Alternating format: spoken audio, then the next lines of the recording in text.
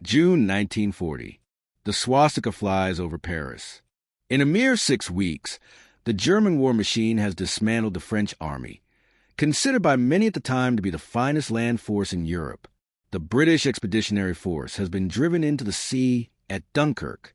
To the outside observer, and indeed to the terrified nations watching from across the Atlantic, the Third Reich appears to be an unstoppable juggernaut of military efficiency, a monolithic state where every cog turns in perfect synchronization.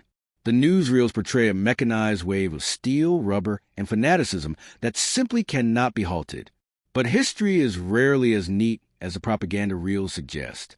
In fact, if one were to look past the triumphant parades on the Champs-Élysées and peer inside the factories of the Ruhr Valley or the planning offices in Berlin during this precise moment of triumph, they would find something startling.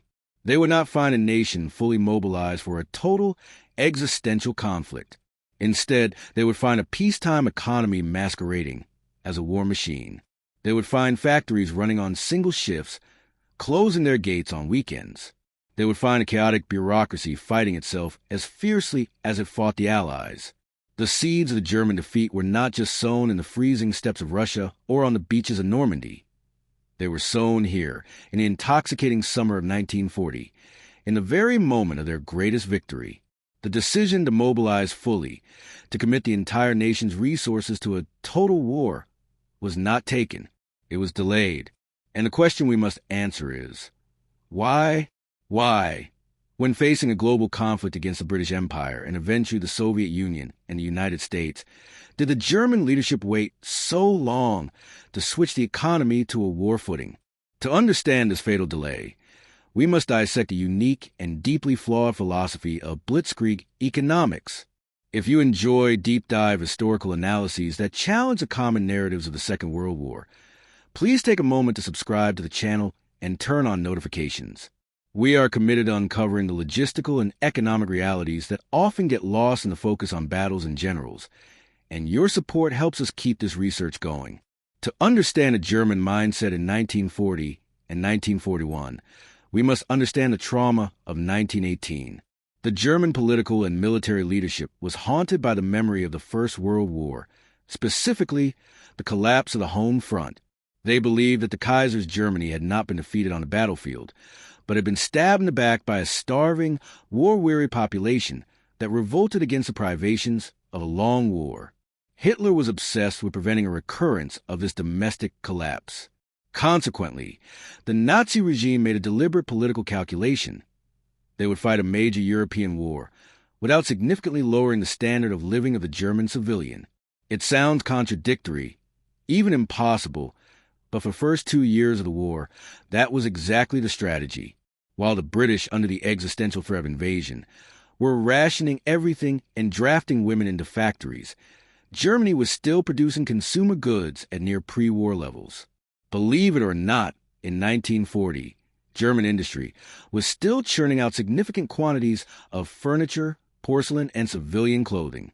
The regime feared that if they demanded too much sacrifice from the working class too soon, the fragile morale of the nation would shatter. This political cowardice resulted in a bizarre industrial reality. While the Wehrmacht was conquering Europe, German tank production was shockingly low. In 1940, Germany produced fewer aircraft than Great Britain. Let that sink in. The nation that had just conquered the continent was being outproduced by an island nation under siege. This inefficiency was compounded by a structural nightmare known as bureaucracy. We often imagine the Third Reich as a strict hierarchy with a single dictator at the top giving clear orders. The reality was a snake pit of competing agencies, overlapping jurisdictions, and bitter rivalries.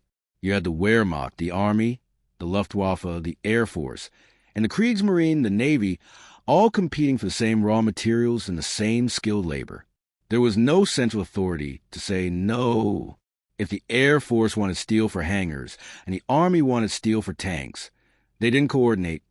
They bid against each other. Hermann Göring, nominally in charge of the 4-year plan for the economy, was incompetent in economic matters and more interested in his own prestige than in standardization. The result was a logistical horror show. By 1941, the German army was using hundreds of different types of vehicles.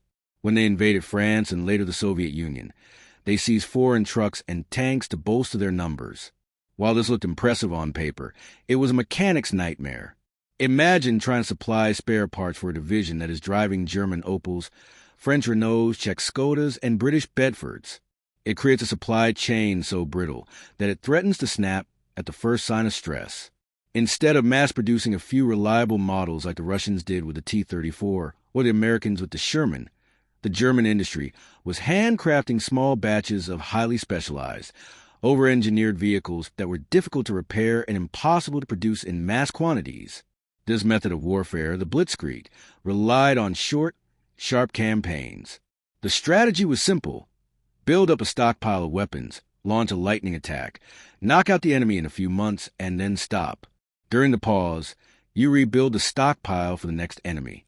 It was a strategy of depth in width rather than depth in time. It worked brilliantly in Poland. It worked miraculously in France. And because it worked, nobody felt the need to change it. The victories acted as an anesthetic, dulling the leadership to rot in the system. Why change the economy? Why force women into factories? Why standardize production? We are winning. The war will be over by Christmas. This hubris reached its apex in June 1941 with Operation Barbarossa, the invasion of the Soviet Union. The German High Command, intoxicated by their previous successes, believed the Red Army would collapse in weeks. They were so confident that they didn't even order winter clothing for the troops.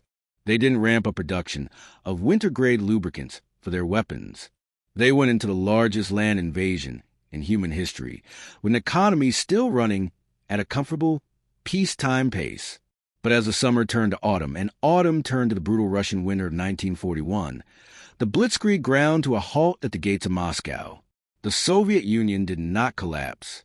Instead, it mobilized. The Red Army, despite horrific losses, kept coming. And suddenly, the German strategy of short wars evaporated. Germany was now locked in a war of attrition against an enemy with vast manpower and resources, and simultaneously at war with the industrial might of the British Empire. And then, in December 1941, the United States entered the conflict. The math had changed overnight. The era of quick victories was over. The era of total war had begun. But Germany was totally unprepared for it. Their stockpiles were depleted. Their factories were inefficient. Their labor force was tapped out because they refused to mobilize women. And the man in charge of armaments, Fritz Todt, knew it. He saw the disaster coming. He famously told Hitler that the war against the Soviet Union could not be won militarily and must be ended politically. Hitler, of course, refused to listen. By early 1942, the German military machine was in a crisis. Production numbers were stagnant. The East was consuming men and machines faster than the chaotic German factories could replace them. The system needed a complete overhaul. It needed a dictator of economics, someone with the power to crush the inter-service rivalries, to standardize production, and to ruthlessly prioritize the war effort over civilian comfort. It needed a decision. But before that decision could be fully realized, fate intervened. On February 8, 1942, Fritz Todt, the Minister of Armaments, boarded a Heinkel 111 at the Wolf's Lair in East Prussia. Moments after takeoff, the plane exploded and crashed, killing everyone on board. The position of Armaments Minister, arguably the second most important job in the Reich next to Hitler himself, was suddenly vacant. The German war machine was headless at its most critical juncture. Hitler acted immediately. He summoned a man who was not a soldier, not an industrialist, and not an economist. He summoned his favorite architect, a man who had spent the last few years designing monumental domes and stadiums, not tank factories. This appointment would mark the turning point.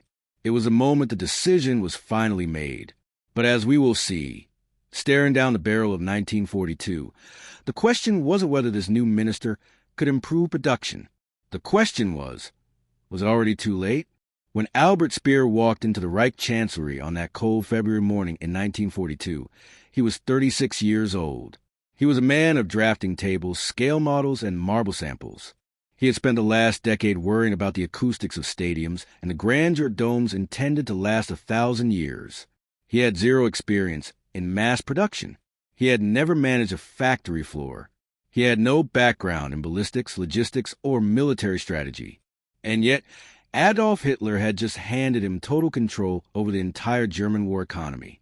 The generals were baffled. The party elite were jealous. To the seasoned military commanders, putting an architect in charge of the Wehrmacht supply line seemed like a desperate, almost delusional move. And perhaps it was. But it was also the first time the regime did something it should have done in 1939. It finally prioritized competence over ideology. The situation Speer inherited was catastrophic. As we discussed in the previous part, the German economy was a tangled mess of competing bureaucracies. The Army Ordnance Office, the Heereswaffen, was run by military men who treated industrial production with a rigid, bureaucratic mindset. They demanded constant, trivial changes to designs. They prioritized craftsmanship over volume. They refused to standardize parts because they wanted every piece of equipment to be perfect. This obsession with perfection was strangling the war effort. While Soviet factories were churning out thousands of rough, unpolished, but functional T-34 tanks, German factories were stalling production to modify the placement of a headlight or the stitching on a seat. If you are fascinated by the intersection of economics, logistics, and military history, and want to support more content that goes beyond the battlefield maps, please consider subscribing and sharing this video. It helps us immensely in bringing these complex stories to life. Speer's first move was not to demand more raw materials. There were none to be had, but to demand a revolution in thinking. He realized that the military officers had to be kicked out of factories. In their place, he brought in the experts, the industrialists, the engineers, the technical managers. He called this concept industrial self-responsibility. It sounds like a boring corporate buzzword, but in the context of a totalitarian state, it was a radical gamble. He told the leaders of the German auto and steel industries, "I don't care how you build it. I just want the finished product. You figure out the machines. You figure out the labor. Just give me the tanks." He organized these industries into main committees and rings. Instead of general dictating how to build a transmission, a committee of the best transmission engineers from Mercedes, MAN, and Henschel would sit down and design one standardized transmission for everyone to use. It was the introduction of rationalization to a system that had been irrational for years. The results were immediate and staggering. It became known as the armaments miracle. Within 6 months of Speer taking office, production figures began to climb vertically. In 1941, the average monthly production of tanks was roughly 300. By the end of 1942, that number was steadily rising toward 600 and would eventually go much higher. Ammunition production doubled. Aircraft production surged. Speer achieved this not by adding more factories. Building new factories takes years, and Germany didn't have time, but by streamlining the existing ones. He cut the red tape. He reduced the number of tank variants. He stopped the army from making pointless modifications. He enforced a ruthless efficiency that squeezed every ounce of potential out of the German industrial base. For a brief moment in 1942, there was a sense of optimism in the Ministry of Armaments. The architect was hailed as a genius. The propaganda machine led by Goebbels turned Speer into a celebrity. He was a clean Nazi, the technocrat who worked miracles with spreadsheets and slide rules while the generals fumbled on the front lines. But historical analysis requires us to look closer at this miracle. Was it truly a stroke of genius, or was it simply the correction of gross incompetence? Historians like Adam Tooze argue that the Speer miracle was largely statistical catch-up. Germany had been underproducing so severely in the early years that any competent manager could have achieved these gains simply by stopping the stupidity of the previous system. Furthermore, Speer was benefiting from massive capital investments made years prior that were just coming online. He was harvesting the crops that others had planted. But credit must be given where it is due. Speer provided the political shield. Because he was Hitler's favorite, he could say no to the generals. He could say no to the powerful regional party leaders, the Gauleiters, who wanted to hoard resources for their own districts. He centralized power in a way that Fritz Todt had never managed to do. However, this efficiency came with a chilling question. If you are doubling production, you need more steel, more coal, and more rubber. Germany was blockaded. They were cut off from the global market. But even more critically, you need people. You need hands to operate the lathes, to weld the armor plates, to assemble the engines. But where were these people? Millions of German men were dying on the Eastern Front. The Wehrmacht was drafting every able-bodied man from the factory floors to plug the holes in the line at Stalingrad and Leningrad. The German workforce was shrinking every day. So, how do you double production when your workforce is disappearing? This is where the myth of the clean technocrat falls apart. This is where the story of the armaments miracle turns into a horror story. Speer and his ministry did not solve the labor shortage through automation or better machinery alone. They solved it by tapping into a new, darker resource. In the spring of 1942, shortly after taking power, Speer met with another key figure, Fritz Sauckel. Sauckel had been appointed the plenipotentiary for labor deployment. While Speer managed the machines, Sauckel managed the flesh. The decision to save the army was not just about rationalizing factories. It was a decision to fundamentally alter the moral and demographic landscape of the German workforce.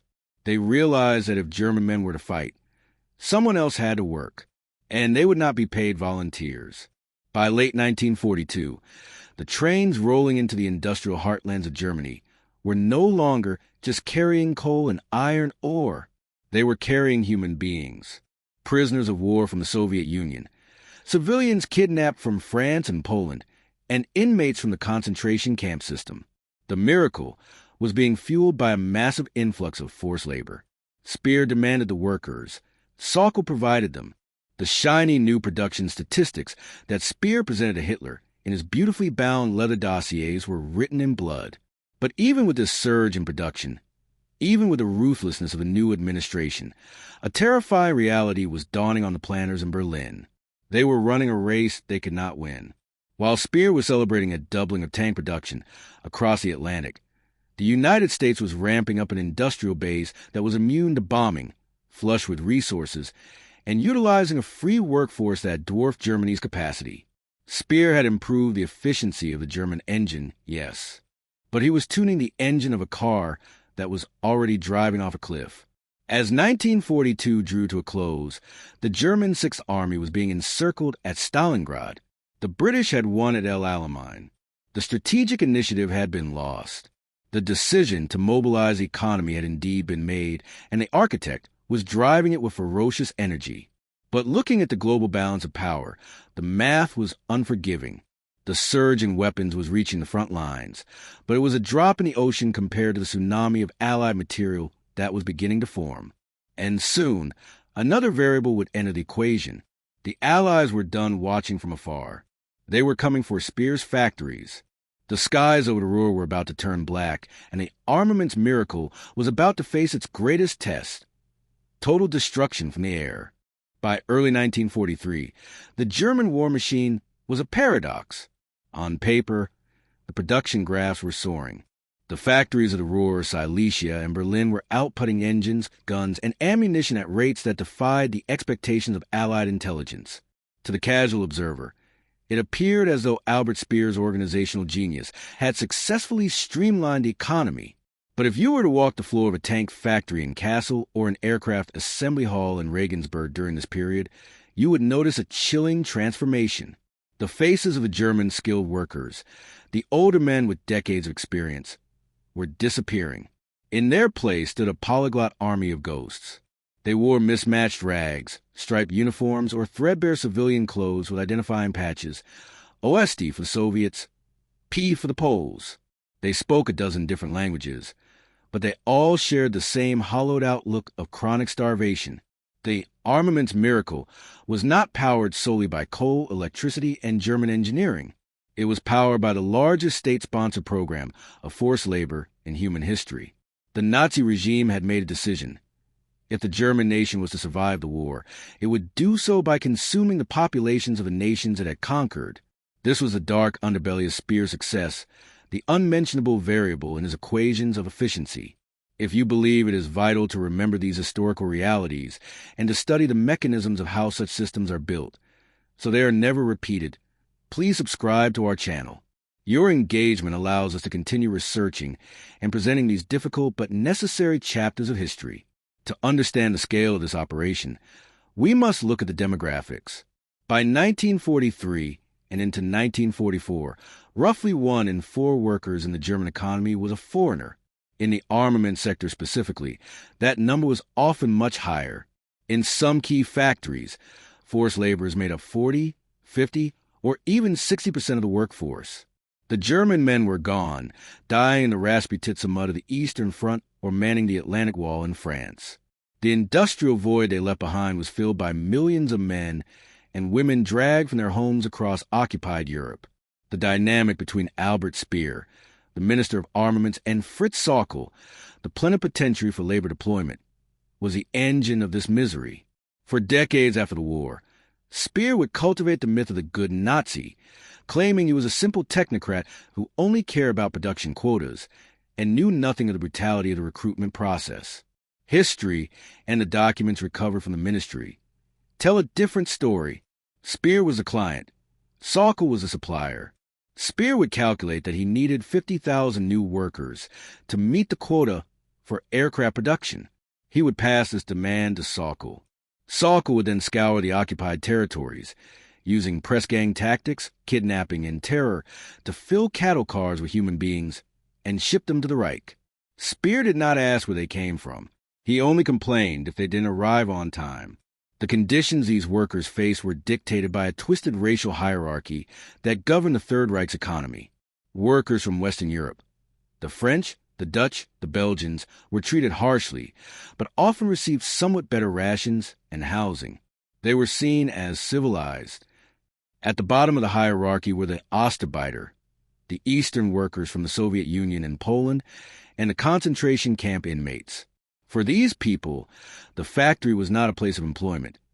It was a slow-motion execution. They worked 12 to 14-hour shifts. They were housed in unheated barracks surrounded by barbed wire. Their caloric intake was calculated with a cold, murderous precision, just enough to keep them moving for a few months before they collapsed, at which point they would be discarded and replaced. This was the concept of Vernichtung durch Arbeit, extermination through labor. It was an economic strategy that viewed human life as a raw material, no different from steel or rubber, and significantly cheaper to replace. But this reliance on slave labor introduced a fatal flaw into the German war effort, one that the spreadsheets couldn't quite capture. Modern warfare requires high-precision engineering. A Panzer engine or AV-2 rocket guidance system requires exact tolerances. When you force a starving, terrified, and freezing prisoner to operate a complex lathe, the quality of production inevitably plummets. Sabotage became an invisible front line within the factories. A loose screw here, a handful of sand in a gearbox there, a weld that looked solid but would crack under stress. How many German tanks broke down on the battlefield? Not because of enemy fire, but because the slave labor who built them quietly struck a blow for freedom. We will never know the exact number, but the widespread complaints from Wehrmacht field commanders about declining quality in 1943 and 1944 tell their own story. Furthermore, the management of this vast prison population required resources. Thousands of guards, endless rolls of barbed wire, and complex administrative systems were diverted to control the workforce. The terror state required high maintenance. The efficiency Speer touted was an illusion masked by the sheer volume of bodies thrown at the problem. They were substituting capital and skill with mass suffering. By the second half of 1943, the integration of the SS into the economy became absolute. Concentration camps were no longer just sites of detention or murder. They became industrial hubs. Satellite camps were built directly next to major factories. Giants of German industry, names that still exist today, negotiated contracts with the SS to rent prisoners. The daily fee for a skilled prisoner was paid to the SS treasury, not the worker. The company got cheap labor.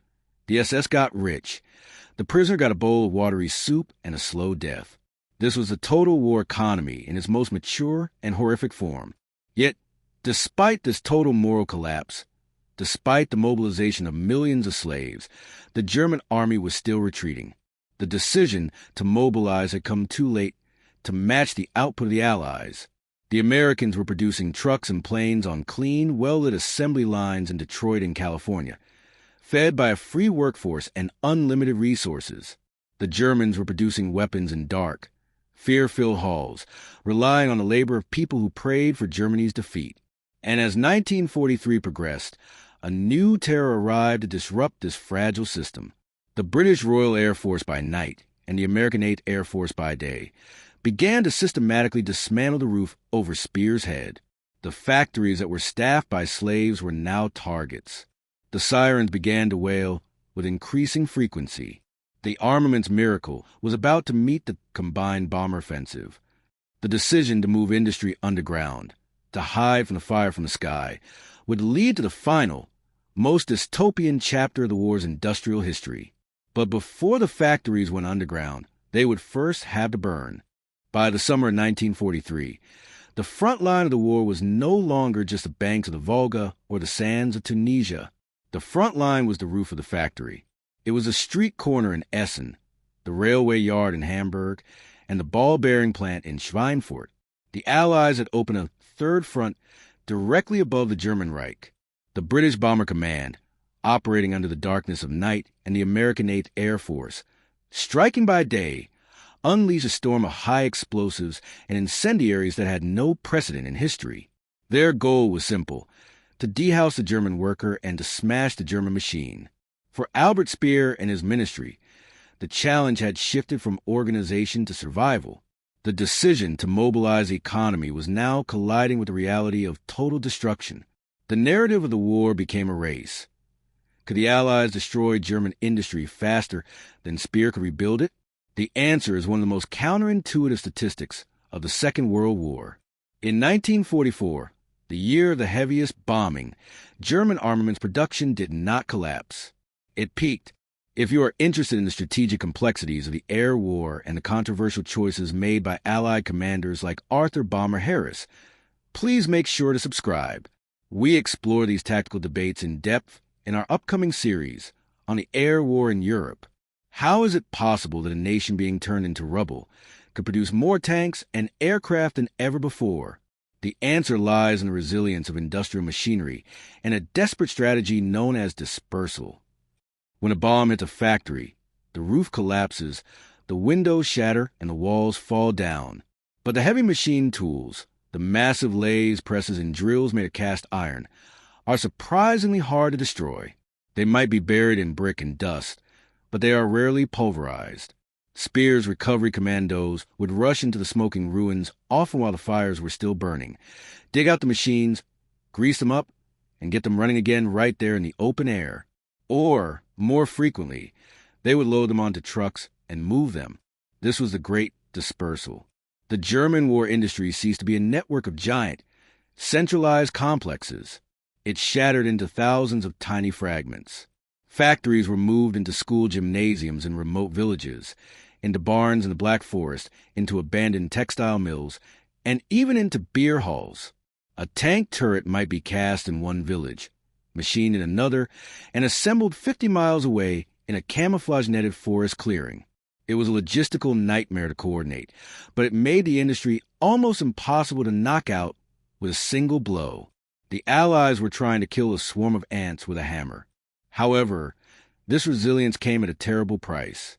While production numbers looked good on Speer's charts, the efficiency of the system was degrading. The armaments miracle of 1944 was, in many ways, a statistical illusion.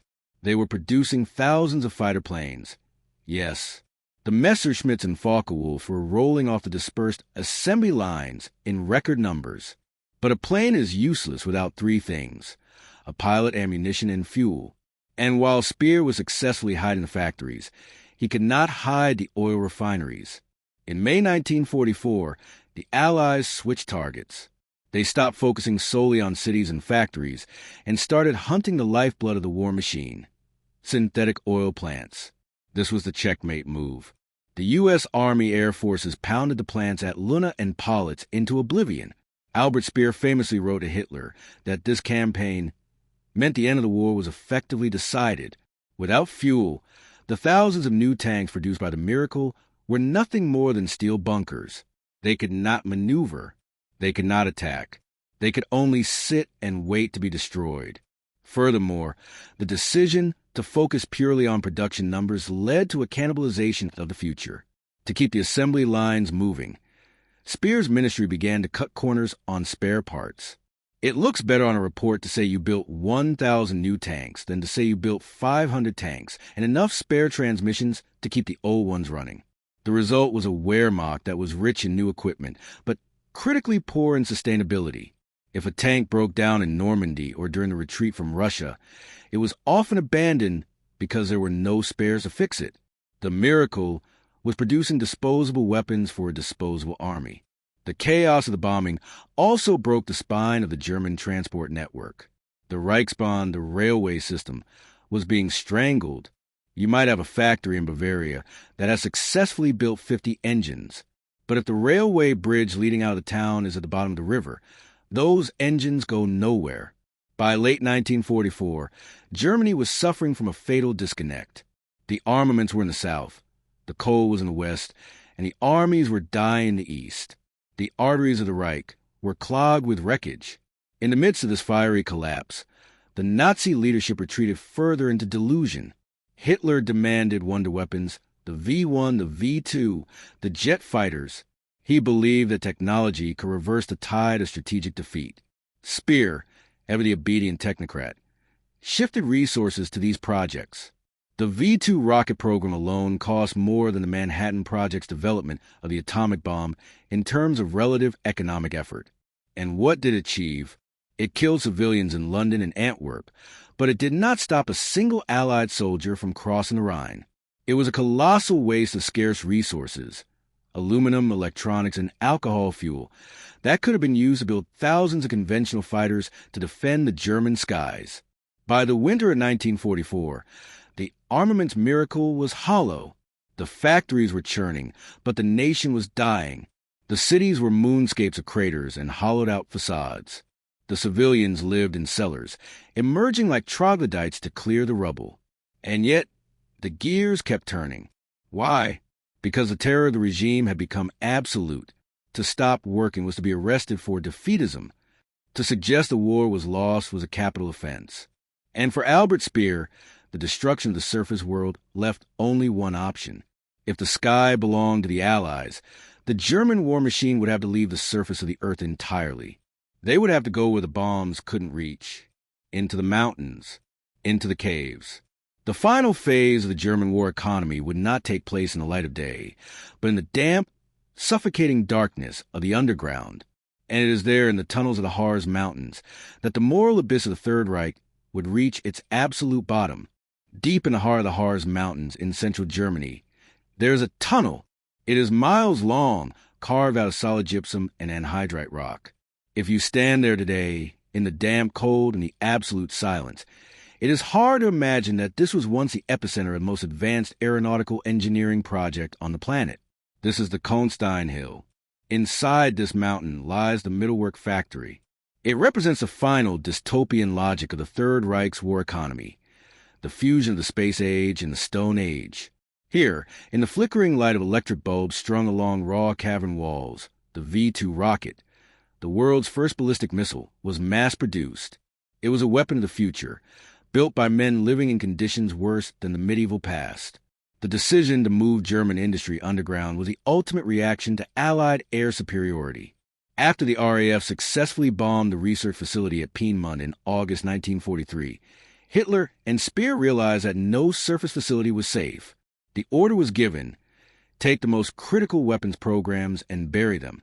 It was a massive engineering undertaking, a feat that would have taken a normal democracy years to plan and execute. The Nazis did it in months. But they did not do it with bulldozers and paid contractors. They did it with flesh. If you want to understand the true cost of war, beyond the battlefield tactics and the movement divisions, please subscribe to our channel. We are dedicated to uncovering the human stories that history books often relegate to footnotes.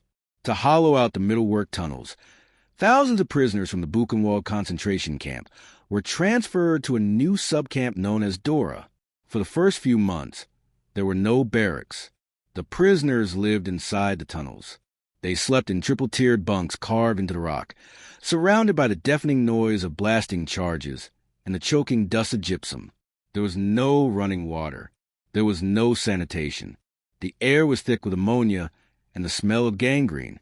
In these troglodytic conditions, thousands of men died of exhaustion, starvation, and disease before a single rocket was completed. And yet, amidst this squalor, the pinnacle of German technology was being assembled. The V-2 rocket was a marvel of engineering.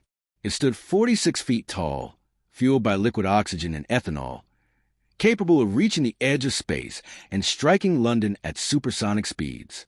It was a weapon against which there was no defense. You could not shoot it down. You could not hear it coming until it had already exploded. It was a wonder weapon that Goebbels had promised would turn the tide of the war. But historically, the V-2 is a tragedy of calculation. It was an economic disaster. The resources poured into the V-2 program were staggering. The guidance systems required rare electronics. The fuel required potatoes and alcohol that could have fed the starving population. The aluminum could have built thousands of defensive fighter jets. And the result? The V-2 was a pinprick. It killed roughly 9,000 people in total. Tragic, yes, but statistically insignificant in a war that claimed tens of millions. In a grim irony that defines the Nazi war effort, it is estimated that more slave laborers died building the V-2 rocket than were ever killed by its warhead. 20,000 prisoners perished in the tunnels of Dora Mittelbau. The weapon was more lethal to its makers than to its targets. Albert Speer visited these tunnels. In his memoirs, written years later from prison, he would claim he was shocked by what he saw, that he ordered improvements, that he was merely an administrator caught in a bad system. But the documents show otherwise. Speer praised the progress of the underground expansion. He demanded the acceleration of the program. He knew that the miracle of continued production was being paid for with the systematic extermination of the workforce. The architect walked through the valley of the shadow of death and checked his watch to ensure the schedule was being met. The move underground was not limited to rockets. By late 1944, there were plans to move the entire aircraft industry into caves and fortified bunkers. There were projects to build massive underground oil refineries, the Geilenberg program, to escape the American bombers. Huge concrete submarine pens were constructed to protect the new type XXI U-boats. The German leadership was effectively trying to build a second subterranean nation. But this decision, like all the others, came too late. Building underground factories requires immense amounts of concrete, steel, and transport capacity, the very things Germany was running out of. It was a defensive measure taken when the war was already strategically lost. While Speer was burying his factories, the Allied armies were advancing on the ground. You can hide a factory from a bomber, but you cannot hide it from a tank division driving through the front gate. By the spring of 1945, the armaments miracle had totally disintegrated. The dispersed factories were cut off from one another. A factory in the south might have finished 100 tank hulls, but the factory in the north with the engines had been overrun by the British, and the railway connecting them had been blown up by American thunderbolts. The system of industrial self-responsibility that Speer had created relied on a functioning nervous system of transport and communication. That nervous system was dead. The chaos in the final months was absolute. Orders were issued from Berlin to armies that no longer existed. Production quotas were set for factories that had been captured weeks ago. Speer, realizing the end was near, began to travel frantically across the collapsing Reich. But his mission had changed. He was no longer trying to increase production. He was now engaged in a dangerous game of obstruction. Hitler, consumed by rage and a sense of betrayal, had issued the Nero Decree. He ordered that all German infrastructure, bridges, factories, dams, railways, and power plants, be destroyed. If the war was lost, Hitler believed the German people had failed him and did not deserve to survive. He wanted to leave the Allies a scorching wasteland. Speer, the man who had spent 3 years fueling the war machine, now decided to jam the gears. He realized that if he followed Hitler's orders, the German nation would be sent back to the Stone Age. The final days of the Ministry of Armaments were not spent managing spreadsheets, but countermanding orders. Speer worked with local industrialists and army commanders to save bridges and factories from demolition. It was a final act of preservation, perhaps an attempt to salvage his own conscience, or perhaps a calculated move to prepare for the post-war trial he knew was coming. As the American tanks rolled up to the entrances of the Millwork tunnels in April 1945, they found the V-2 rocket still on the assembly line, frozen in time. They found the emaciated survivors of Dora, looking like walking corpses. And they found the true legacy of the decision that came too late. The German army had not been saved. The wonder weapons had not turned the tide. All that remained was a vast, industrial graveyard, a testament to the efficiency of evil and the ultimate futility of a war economy built on a foundation of slavery and delusion. The guns were finally falling silent. The factories were stopping. But for Albert Speer, the war was not over. A new battle was about to begin. A battle not for territory, but for his life. The courtroom at Nuremberg awaited. November 1945. The Palace of Justice in Nuremberg. Outside, the city is a heap of medieval ruins and twisted steel, the physical manifestation of the policies enacted by the men now sitting inside the courtroom. Under the harsh glare of floodlights, 21 of the highest-ranking surviving leaders of the Third Reich sit in the dock. They are a motley collection of broken men. Hermann Göring, once a flamboyant marshal of the Air Force, looks deflated and drug-addled. Rudolf Hess stares vacantly into space. But among them sits one man who seems out of place. He is well-groomed, attentive, and composed. He does not look like a fanatic. He looks like a CEO who has been called to answer for a corporate scandal. Albert Speer has arrived to play the most important role of his life. He is not fighting for an ideology anymore. He is fighting for his neck. The Nuremberg trials were the final battlefield of the Second World War. Here, the Allies sought to establish a legal precedent for crimes against humanity. For Albert Speer, the strategy was distinct from his co-defendants. While the others argued that they were just following orders or remained defiantly loyal to Hitler to the bitter end, Speer took a different path. He adopted a posture of collective responsibility. He told the court that as a minister, he bore responsibility for the disasters of the regime, even if he didn't personally order every crime. It was a masterstroke of psychological manipulation. By accepting general guilt, he deflected attention from his specific crimes. He presented himself as the good Nazi, the apolitical technocrat who had been seduced by Hitler's charisma and had simply tried to do his job as an architect and manager, blind to the moral atrocities occurring around him. If you have followed this series from the beginning, thank you. This kind of long-form historical analysis is only possible with your support. Please subscribe and leave a comment with your thoughts on the legacy of the Nuremberg trials. Did they achieve justice or were they flawed? The crux of the prosecution's case against Speer lay in the slave labor program. The evidence was undeniable. Millions of people had been deported and forced to work in Speer's factories. The conditions were lethal. But Speer had a scapegoat. He pointed the finger at his co-defendant, Fritz Sauckel.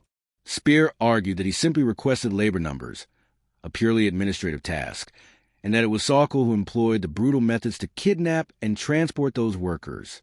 He painted Sauckel as the brute and himself as the gentleman logistician. It was a lie, of course.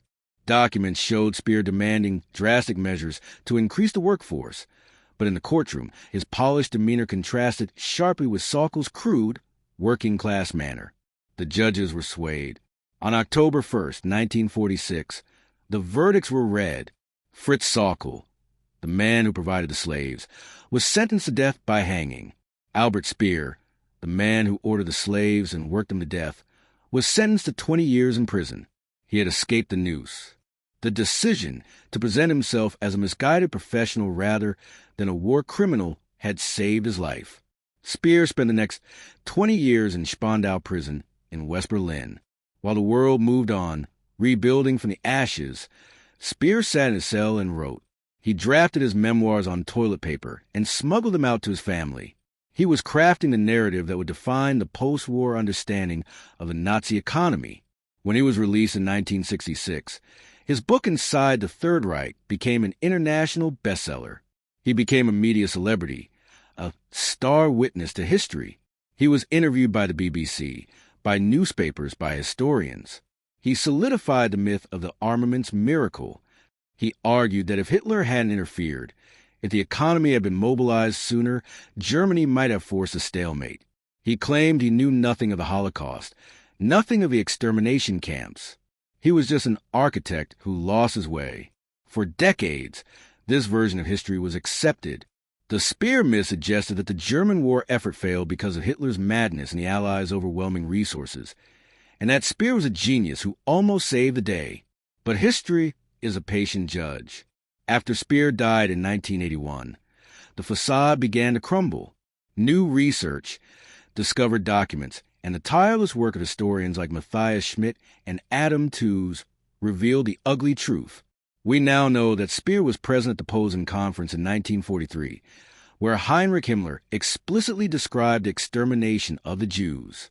We know that Speer authorized the allocation of building materials for the expansion of Auschwitz-Birkenau.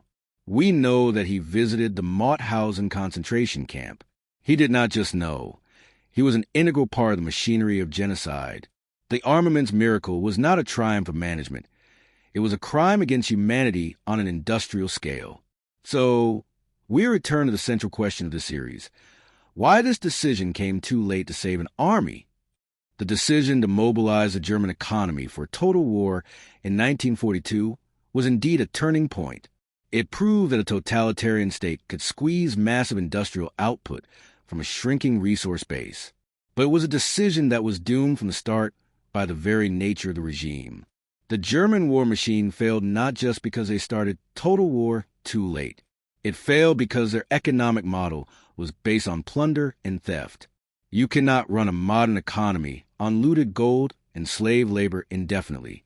It failed because the polycracy of a Nazi state meant that efficiency was always fighting against political infighting. And ultimately, it failed because the strategic premise was flawed. The idea that Germany could conquer the world with a blitzkrieg economy without mobilizing its people was an arrogant gamble that ignored the industrial potential of the United States and the Soviet Union. Albert Speer's miracle did not save the German army. In fact, it did something far worse. By extending the war for 2 extra years through sheer organizational will, Speer enabled the death of millions more people. The tanks produced in 1944 did not change the outcome of the war. They merely prolonged the slaughter. The V-2 rockets did not force a peace treaty. They only ensured that German cities would be bombed until they were dust. The lesson of the German war economy is a warning. It demonstrates that efficiency is not a virtue in itself. A system can be efficient, organized, and productive, and yet be completely morally bankrupt. The architect built a machine that worked, but it was a machine designed for suicide. The decision came too late to win the war, but it came just in time to ensure the total, devastating destruction of the nation it was meant to save. Thank you for watching this series. The history of the Second World War is vast and complex, and there are many more stories to tell. If you appreciated this deep dive into the economics and strategy of the war, please subscribe and join us for our next documentary.